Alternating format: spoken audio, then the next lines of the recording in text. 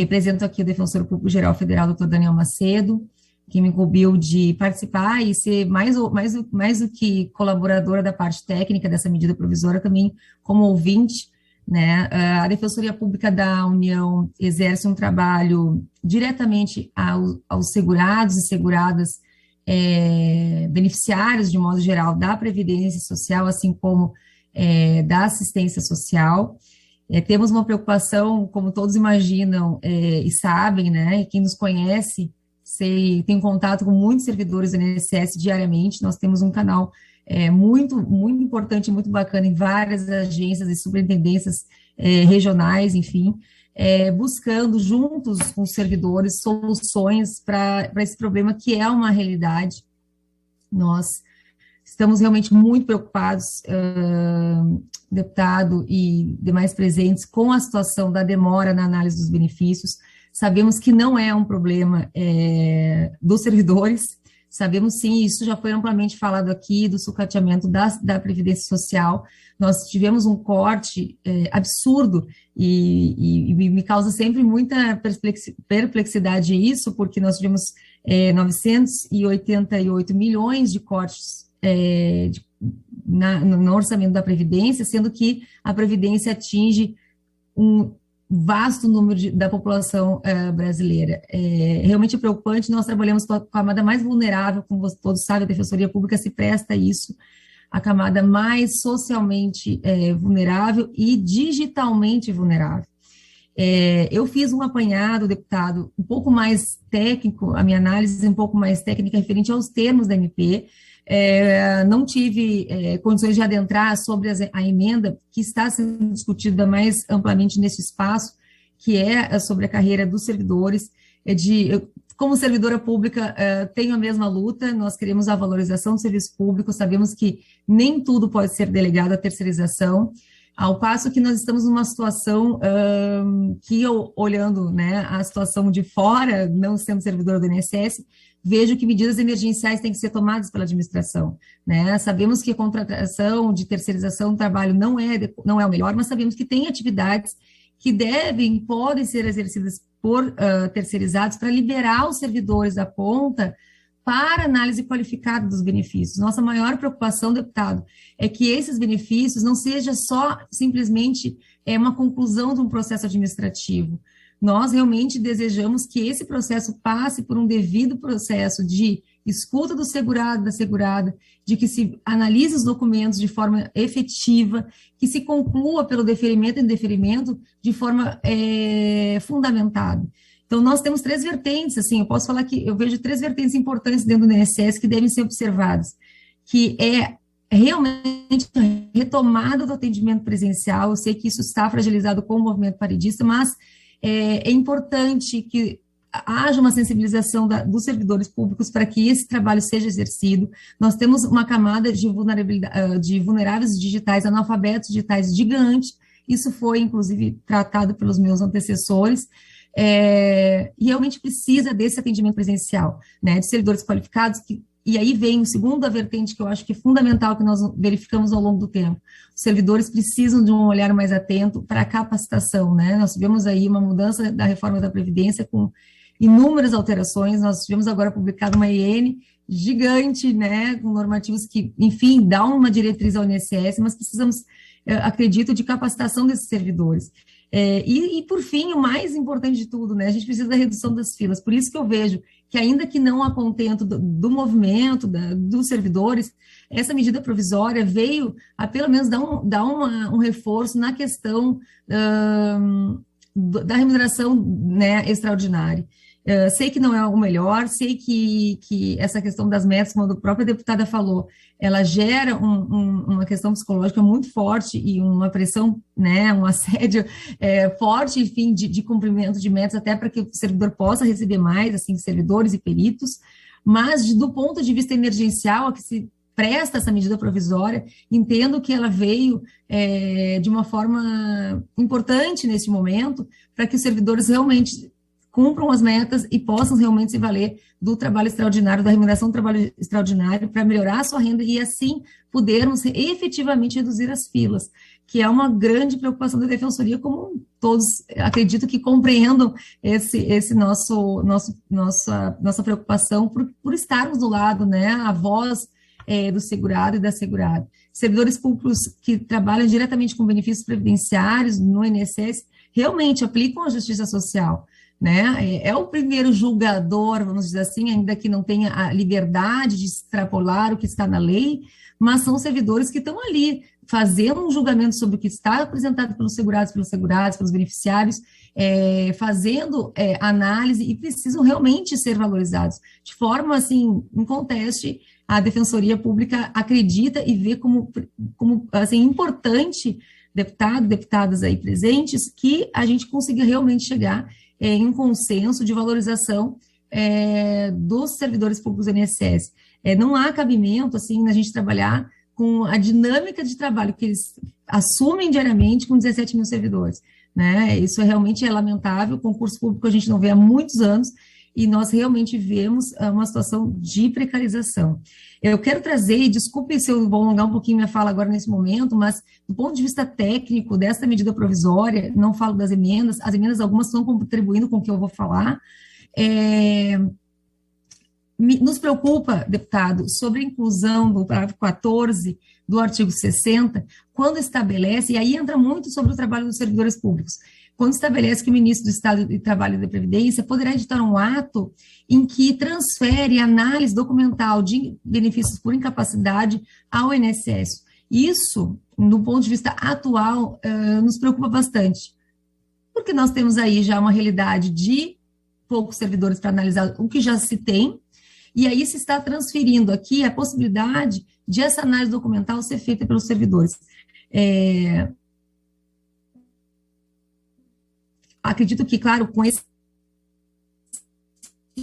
ato do ministro, pode-se imaginar um alerta que eu trago a vossas excelências deste dispositivo aqui constante da medida provisória, que realmente nos preocupa do ponto de vista dessa transferência de análise. Agora, temos, sim, emendas que eu julgo importantes de serem observadas, que há casos, e verificamos diariamente isso, casos em cujo CID é plenamente possível se verificar que aquele CID é possível garantir um benefício por incapacidade, né, de forma, vamos dizer, automática. É claro, concessão automática, beneficiando o segurado e a segurada. Agora, que esse ato, que se isso se mantiver, que esse ato realmente preveja soluções para aqueles casos em que não é possível análise documental e que essa pessoa não tem uma demora maior, dependendo de uma perícia, de uma análise presencial, né? A análise presencial sempre, do nosso entender, é a melhor, muito embora a gente saiba que há ainda condições de a gente se reformular nisso, pensando em teleperícia, teleavaliação. Não digo que é o ideal, mas diante do contexto que nós temos, talvez seja uma solução possível, mas que essas pessoas possam ser submetidas a perícias presenciais no caso de não conseguirem análise documental. Mas é um alerta, né? É uma preocupação nossa, porque realmente, diante do contexto que nós estamos hoje, nós estamos aí ouvindo as falas de todos os representantes, do sucateamento, do número de servidores, transferir mais essa responsabilidade, acho que a gente merece um certo cuidado em relação a isso. Deputado, temos ainda uma outra preocupação que também transferirá mais um ônus à Previdência Social, no ponto de vista de análise, que é a inclusão nesta medida provisória do auxílio-acidente como passível de revisão periódica. O auxílio-acidente, rapidamente falando, né, estou falando aqui mais para servidores do INSS que sabem muito bem disso, mas nós temos toda uma população nos ouvindo aí, é um benefício de cunho indenizatório para aquelas pessoas que tiveram redução da capacidade de trabalho e voltam a trabalhar com essa redução. O que está estabelecendo isso nessa medida provisória? Que esse auxílio-acidente será também um dos benefícios a serem avaliados periodicamente pelo INSS, o que não ocorria. Bom, isso, no atual conjuntura que nós estamos, de número de perícias médicas represadas, cerca de 900 mil perícias represadas hoje, termos ainda mais um benefício sujeito à perícia periódica, se mostra muito preocupante. Alerta vermelho nesse caso aqui, porque não só pela natureza jurídica do benefício, que isso pode ser avaliado, mas também pelo contexto de submeter mais uma possibilidade de revisão e mais uma submissão de tantos trabalhadores que estão recebendo hoje auxílio acidente.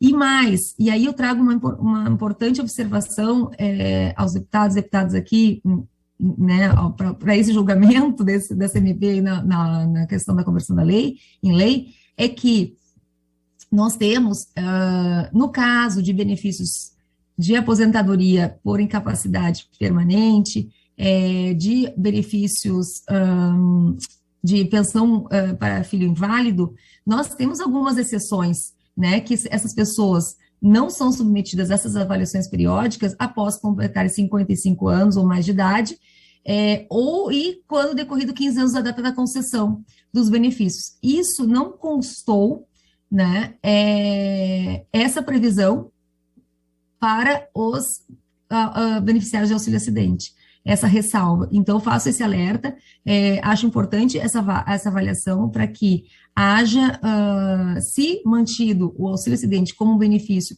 a ser analisado periodicamente, que se faça essa ressalva também para eles, porque nós temos segurados trabalhadores, vamos dizer assim, que estão, né, na ativa aí, mas que recebem auxílio acidente há muitos anos, e realmente seria muito grave se pensar em uma revisão periódica. Além disso, se pensar também se essa norma valeria daqui para frente para benefícios concedidos daqui para frente ou não. Mas fica também essa observação.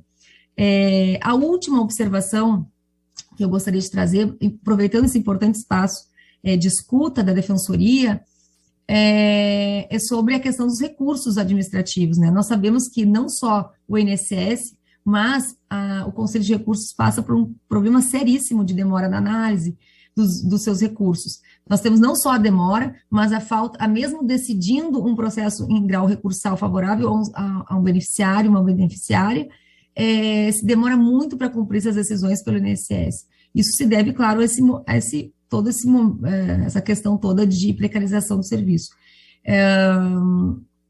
E aí vem um estabelecimento nessa medida provisória dizendo que os recursos de decisões constantes em pareceres de perícia médica ficaria ao cargo da Secretaria Médica Federal, o que, ao nosso sentir, é muito também preocupante, diante do fato que se fere a gestão quadripartite do Conselho de Recursos, que é bom salientar para quem não conhece a estrutura, o Conselho de Recursos não faz parte do INSS, ele é autônomo, enquanto que nós estamos aqui prevendo nessa medida provisória uma possibilidade de recurso para a própria Secretaria da Perícia Médica, né, talvez estabelecendo uma hierarquização interna que a gente não tem hoje.